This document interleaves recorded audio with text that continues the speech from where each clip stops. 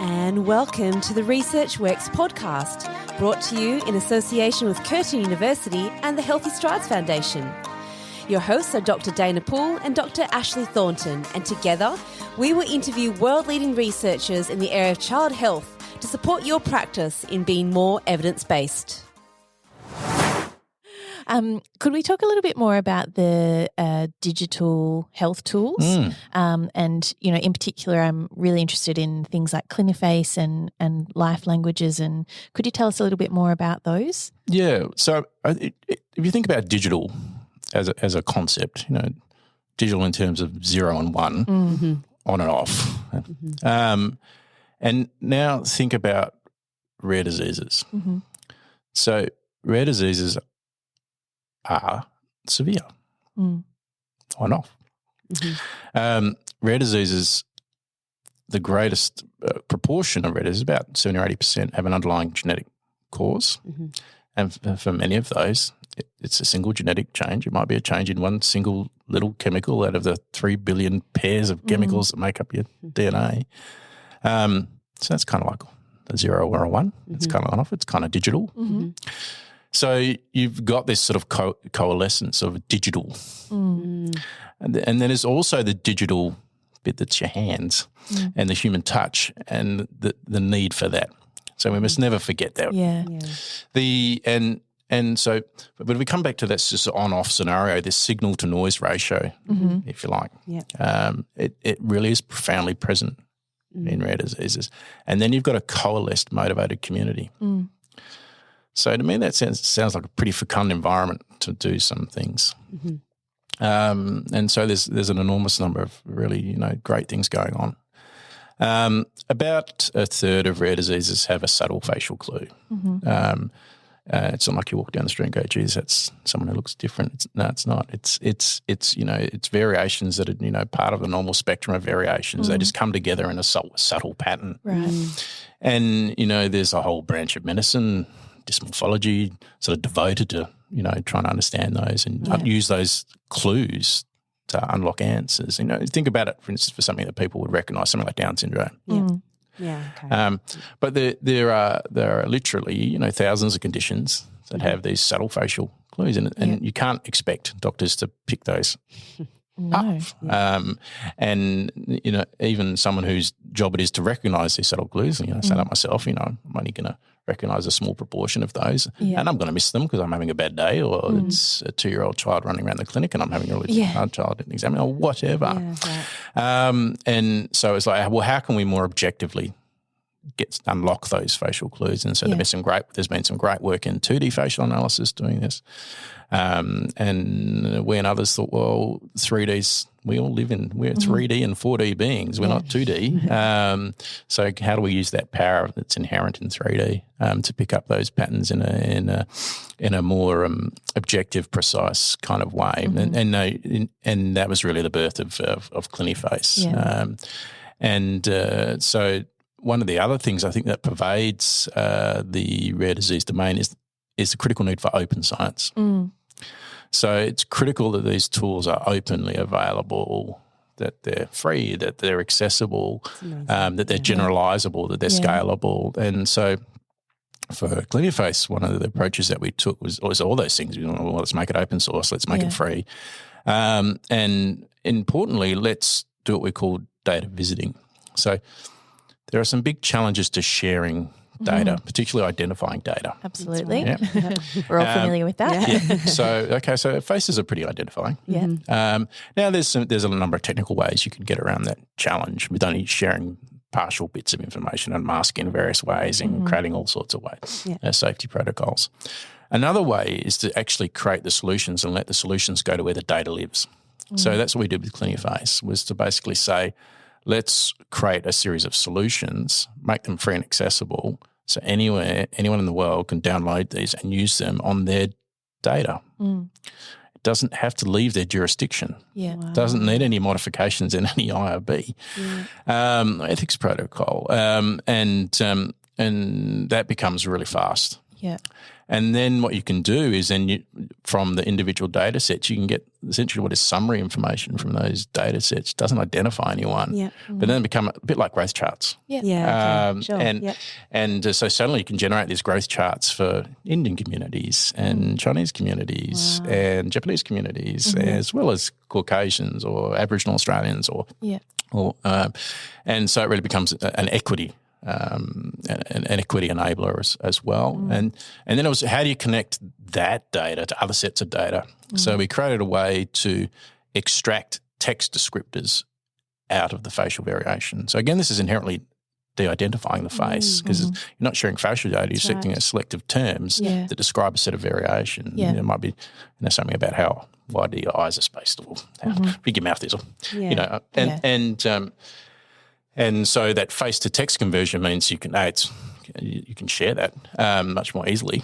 And B, you can stick it together with other things. You can stick it together with text mining, and you can stick it together with genomic test interpretation. And so again, it was like, how do we break down the silos and connect different types of data? How do we scale across data types? Yeah, that's so exciting, and really harnessing that global push for information and resources for the community, in a way that's meaningful to them. So could you tell us a little bit about life languages and how that ties in? Yeah, so life languages was another one of these kind of ambitious ideas when you kind of shudder when you think about it. How are we going to do this? Is this even possible? Those are the best projects. So a number of the solutions that we've delivered have come through working together with Aboriginal communities and co-designing and serving their needs and creating solutions that then help everybody else. And so I think that's enormously powerful when you're working with some of the most vulnerable people that might have the combination of being remote, having a rare disease, and being Aboriginal. Yeah. And then creating solutions to serve that combination of needs. And then those things are really robust and they can work for everything. And it very often the other way doesn't apply. It can, so it's really sort of, and I think, the Aboriginal healthcare practitioners communities were very patient with us, waiting for us to realise that this was a really powerful way of doing things. So I think they gave us 10 years to kind of figure out that this is a really powerful way of doing of business. And so as part of that, obviously because of those extra challenges, particularly when we started these discussions, probably 12 or so years ago, with various Aboriginal health leaders, there wasn't any maps. There wasn't a genetic map that described the normal variation in Aboriginal people to compare against when you did a genetic test. So it became, it's really hard to interpret the result of a genetic test. Yeah. There wasn't a 3D facial map to compare against this to say what's normal facial variation for when we're trying to make a diagnosis or use this facial analysis to plan treatments and monitor treatments. And so, in the end, it was about these languages that were kind of missing. The genetic language, the facial language. And so life languages was concentrating on translating medical terms into Indigenous languages. Because in the end, communication is absolutely the heart of everything we do. Absolutely. Without communication, we can't build trust, and we can't have meaningful partnerships, and that trust is everything. And so we'd been thinking about a way that was, how do we do this in a way that's kind of scalable? Because it's such a need that frequently what happens is in a health domain, out of sheer need, someone translates a resource. It might be a one-pager or 2 pages or a flip book or what have you, for a health domain, for a age group, for a language. Now repeat. Or don't repeat because you don't have the resources to do it, or people are burnt out from doing it, or or hey guys, we've done this together with you as a community. Yeah. Can't we do this in a better way? Kind of thing. And so that was in essence the thought about life languages. So there was in 2019 was the United Nations International Year of Indigenous Languages. Mm-hmm. So I thought, right, okay. So we reached out to the guys who are running that and to UNESCO and said, well, this is the idea. This is life languages. We want to create a universal Indigenous medical translator. We want to do this to help retain and empower Indigenous languages, create and connect, better connect communities across generations, and by the way, do all this medical stuff. and so that was really the birth of it. So we wrote a proposal, we stuck it up on their website, and then we thought, well, gosh, what are we going to do? No, we had a bit more of a plan for that. Very modest. And underneath this, we then thought, well, how do we walk across all these different health domains? Yeah. How do we connect all this? So there's another language. So this is the lingua franca, if you like, of precision medicine. Wow. And this thing called the human phenotype ontology. So what that is a standardised description of medical differences of phenotype in people. So everything from lab results to what a doctor describes in terms of symptoms and signs to the individual disorders. And so I thought, well, this connects across all disease types across this. Okay, so let's translate that. All 15,000 terms of it. Oh, wow. But if we did that, that would connect everything. Yeah. And said, well, let's pick a bit of that to start with. Well, what do doctors see across a desk? Well, they see faces and hands typically. So let's translate those that subset of terms. And the way we went about that was to identify what we call life language champions, which was basically awesome youth. Who could work together with their family members, their community, their elders to do the translations, if required, to get to get the permissions. Actually, that's the right word, and the endorsement. On that word's appropriate to use or not appropriate to use. And so we had this, two initial life language champions, two amazing young people. Yellow Lou Thomas, who was the WA Young Australia of the Year last year, year before. Who's an Aboriginal medical student, and another fabulous Aboriginal medical student, Shamir Rind. And two really contrasting journeys in a way with so many similarities. Contrasting because Yellow Lou's language is very much live and active. And Shamir's language, there are, I think, 2 native speakers still living. And so a real contrast there. And then so it really was, it was bits of paper and then Excel spreadsheets and then a microphone and it was how we got to start and figure out how this all kind of works in a way that makes sense. And then from there we did a proof of concept app, and in the middle of August we'll launch our live web app to really scale because what happened was, all these networks started forming around the individual champions, and then they would then reach out. New champions would come along, be they allied health, be they architects, be they sports people, be they and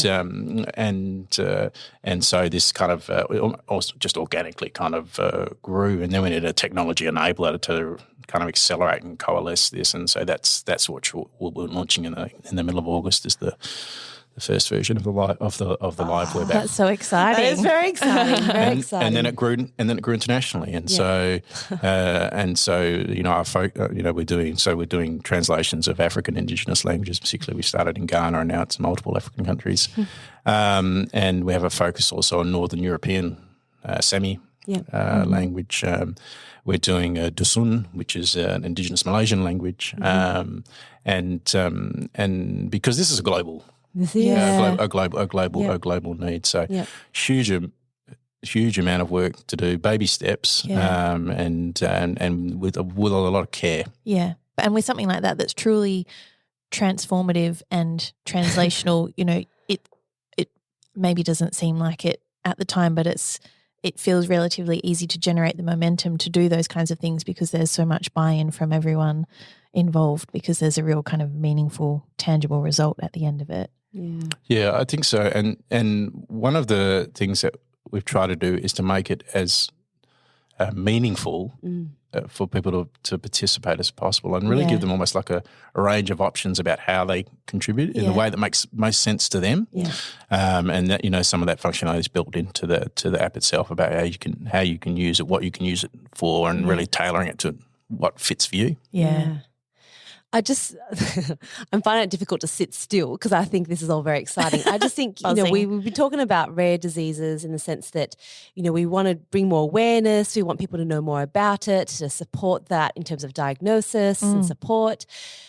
But out of all of that, I think it's just leading the way in terms of innovation because there is this absolute need. You can't do this by yourself. You can't do this in a silo. You do need to look at how we can work on this globally. I mean, the world has seen how the world is trying to work together from the perspective of, you know, vaccines and COVID-19. This has already been existing and this has been happening. And the efforts that have been going on there, we've got so much to learn from this community. It's exactly what I was thinking. That's why it's hard to sit still. And even when we talk about, you know, knowledge translation, taking, you know, this 17 years we talk about, I don't think that's the case in rare disease. I think because it's so connected and they're doing so many things, they've moved forward from a digital perspective.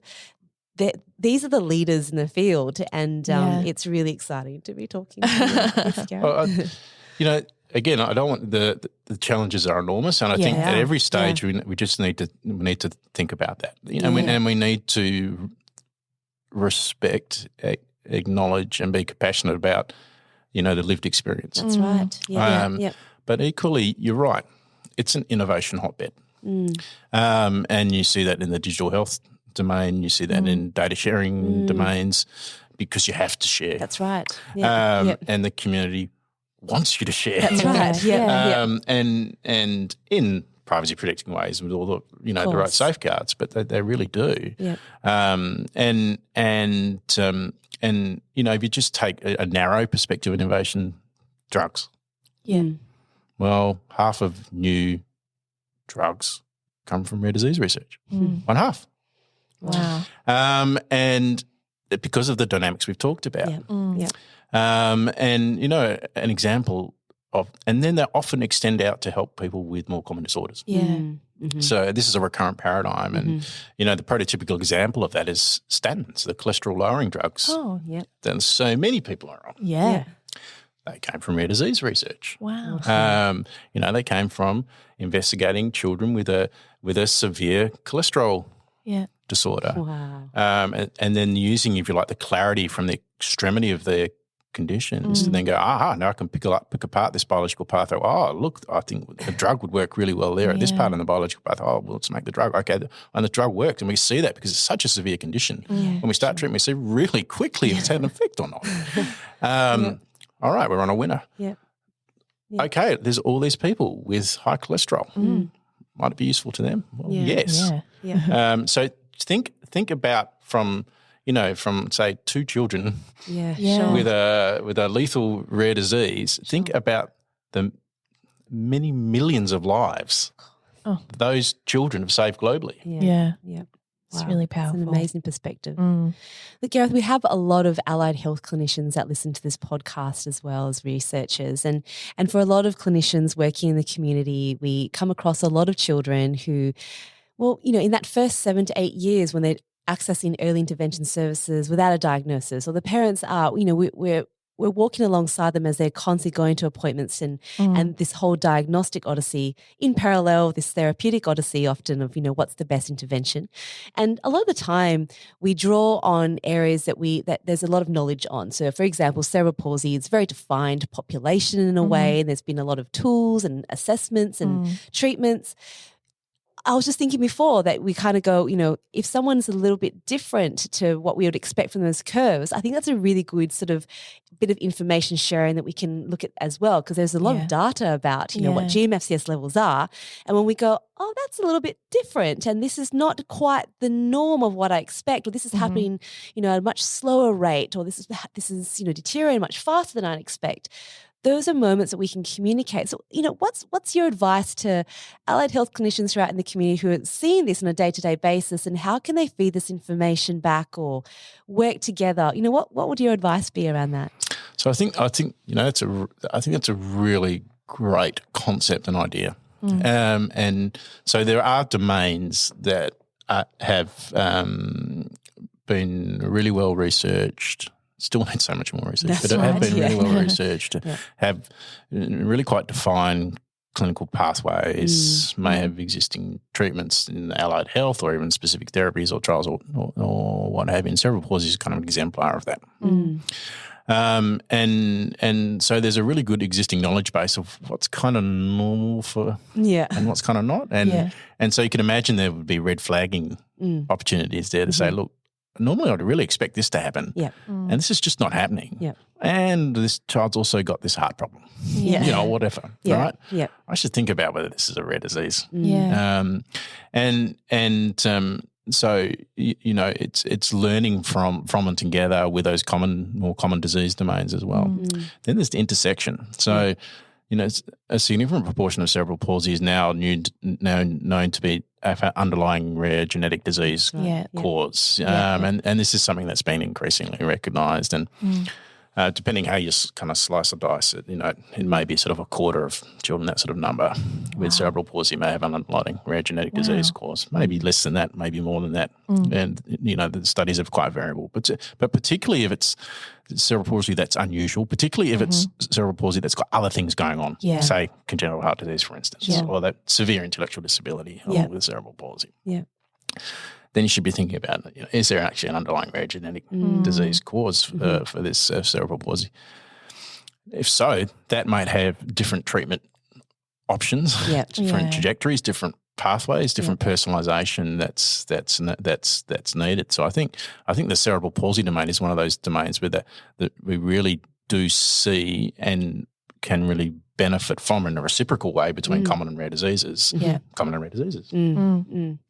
I think the importance here of, in terms of what we do for treatment from a therapeutic perspective and, achieving goals so children can be more inclusive and be able to participate in the community is I think it comes down to, look at the ICF model and actually understanding and mapping that out. We often do that as part of a tool to teach students of how to conceptualize, what they're seeing and how to create treatments. But I think if we can do that on a more consistent basis and consider things that, body structure and function, might be heart related, or it might be related to some other factors that don't quite fit the cerebral palsy picture all the time. But by putting them in there, it means you have to consider that as part of your treatment, but it means you can still step forward. You can still do things where you learn new skills based on motor learning and motor planning. It doesn't mean you need to stop until there's a diagnosis. You can still do things so that you can still be part of the community, and we really have the tools for that in that sort of sense, so we can still move forward as we support families in, getting that more clear diagnosis. And I think maybe that's our role. Yeah, and I think, again, I think cerebral palsy is an exemplar of that. I think the cerebral palsy community has done an amazing job of advocating, of aggregating, of creating knowledge, of implementing knowledge. So I think, that's a natural kind of partnership, a natural kind of partnership. And coming back to that, what you said earlier, Gareth, about communication and how important communication is in all of that as well. And I think that the other point is the point about being undiagnosed. So let's take that analogy of the sporting stadium. So let's take Perth's biggest St Optus Stadium. That's 60,000, about the same as the number of children living with rare disease. A little bit less, 63,000, 60,000, pretty close. Now, let's slice that stadium in half. 30,000 on one side, 30,000 on the other. For that 30,000 on the right-hand side, if we do absolutely everything possible at the moment, we could get an answer for that right-hand side. For the left-hand side, that other 30,000, we can't. And in terms of a definitive answer that says this is exactly what you've got, say, for instance, due to this underlying gene fault, for instance, and acknowledging that not all rare diseases are genetic. There'll be other causes. So there's 30,000 undiagnosed people. They've got all the same characteristics as the people on the right-hand side of the stadium. And they are pounds to peanuts, undiagnosed rare diseases. Yeah. And we need pathways for those. Diagnostic pathways, therapeutic pathways, care coordination pathways, care integration pathways. And again, I think this is where we can really learn and partner with domains like cerebral palsy, for instance, because they've been so fabulous at developing those things. Gareth, I feel like we've covered so much today, and my head is swimming with information, but I'm feeling really excited and inspired by everything you've talked about today. So thank you so much for sharing with us. I just have a final question for you, and it's, given everything we've talked about and all of your knowledge and expertise in this area, what would be your recommendations for future work? What's kind of the key thing that you think the field needs to move forward with? Where to from here? Well, I think there's 3 big buckets. Okay. I'm not going to give you one. That's okay. I'll take 3. Diagnosis is the portal to best medical care. Yep. Care coordination and integration across the whole life journey. Yep. And then impact assessment. And what are the metrics that actually matter? Yeah. Okay. What is of value to children and families? And I always use children and families because I come from a pediatric background, but equally for adults. Yeah. That matter to people living with rare diseases and their families, and that are valuable and important to health systems as well. So I think there's a lot of work to be done. Some really exciting work's already done in those domains. But there's a huge amount of work to do across those 3 domains. Yeah. No, that's a good plenty to 3 keep go you from. busy. Yeah. Well, you did say sleepless at the beginning. Yeah, that's so now true. we understand. Listen, I think it's really important. You can read bios and lists on things, but what that doesn't say is all the amazing work of all the different people that are involved, and then there's some sort of figurehead person, and so I think it's critical to acknowledge that, and it's also critical to respect all the giants that before us that they're standing on the shoulders of. So I think it really only is because of those teams and those connections and those and people, and 100%. So many of those real sort of game changer people don't get the visibility, unseen, and they're probably much more important than the people that are on podcasts. It's a really good point. Yep. Yeah. Teams are always about what it's about, isn't it? Well, as we wrap this up, we are going to go to our final segment, which is Tell It to Ed. So Ed is our producer. He doesn't have a background in child health, but obviously he's been listening in on all things, and we know now he's got a tech background, and he's the glue that makes all this work. So I guess in about 60 seconds or less, Gareth, can you sort of summarise, what we've just been talking about to Ed, and Ed will in turn ask you a question. Sure. So the cumulatively common rare disease are a common cause of suffering in children globally, and at least in developing countries, the biggest killer of kids. It is critical that we address this global health priority, and we need to focus on improving diagnosis as the portal to best medical care.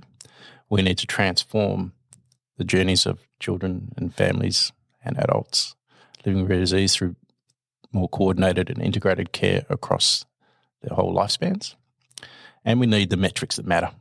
We need to understand what are the things that actually matter to people and families and give us, high value outputs, not just high throughput outputs.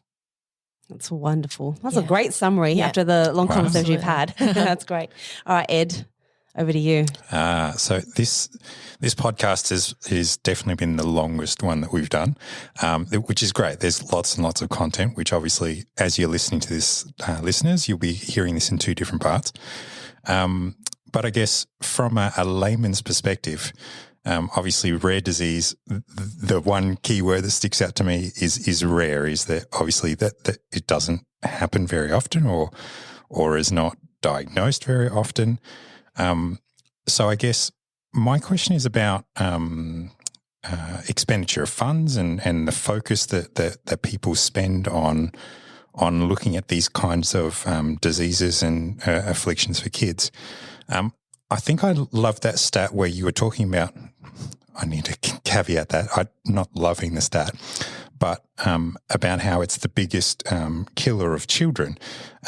which leads into my question about the importance of doing work when it's such a small, well, in my understanding, a small part of the overall big picture because it's rare. So I guess the focus of doing so much work on something that's very small, I'm playing devil's advocate. Is it truly worth it? I love that stat where you talked about the whole high cholesterol and the drugs, and that filtered out to a much broader category of people. So how would you respond to, like, say, a parent who might have a child who has a more regular diagnosis, to say all this money and all this effort and all this study and all this research has been done on something that's very isolated or small or rare? So I think that's a really good question, and in a way, the label rare is the biggest challenge. Okay. So I've heard other people use the terms like fundamental diseases because they're so fundamental to the health of everybody on the planet. But again, rarity is important because that's the challenges that the community faces. What we've got to remember is these people, these families, are living in our community now.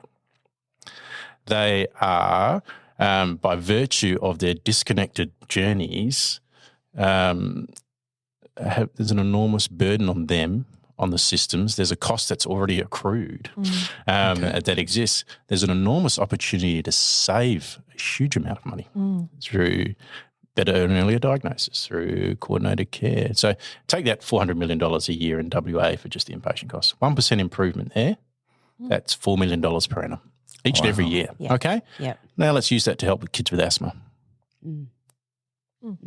Yep. Yeah. Okay. Now I'm understanding. Right. Yeah. Oh, and by the way, those kids with that really severe asthma that doesn't respond to anything, well, we've got something from rare disease that might help them too. Yeah. So,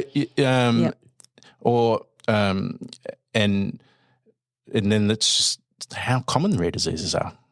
63,000 kids is a lot of kids.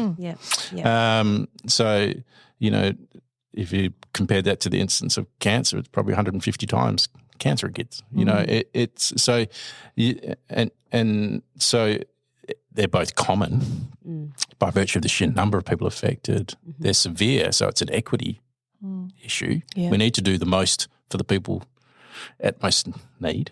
And there are lots of people at high need, and this is one group. And at the same time, we get this amazing thing where we get benefits for people with common conditions, and also probably to be a little bit provocative, to throw it the other way, is to say, would you need to justify helping another group of children with a devastating group of conditions? Let's, I don't know, pick severe diabetes or cancer, or would you need to do that? Maybe you do. So I would say the commonality, the sheer volume of numbers, the fact that these journeys are so devastating already, and there's so much, if you like, being spent, and so there's an enormous opportunity to save. And that saving can be used to help other people. It's actually a win-win-win-win-win scenario. Yeah. Absolutely. The opposite to that is doing nothing. And if you do nothing, then these costs still accrue. That's right. And then you don't have the resources to help people with individually common diseases. Lots of great food for thought, and I think it's so good that we can talk about it as well. Hey, For sure. All right. Well, that concludes our podcast. So for everyone who wants to refer to the run sheet notes, it'll be on our website, researchworks.net. And of course, you can fill out your CPD form there as well if you want to record this as part of your CPD record. Gareth, thank you so much for joining us today. It's been really stimulating and insightful conversation, and I feel like I've learned a lot, and I think everyone listening will feel the same. So thank you. Absolutely. Great pleasure, and thank you for the opportunity. Thank you, and goodbye to everyone. Bye.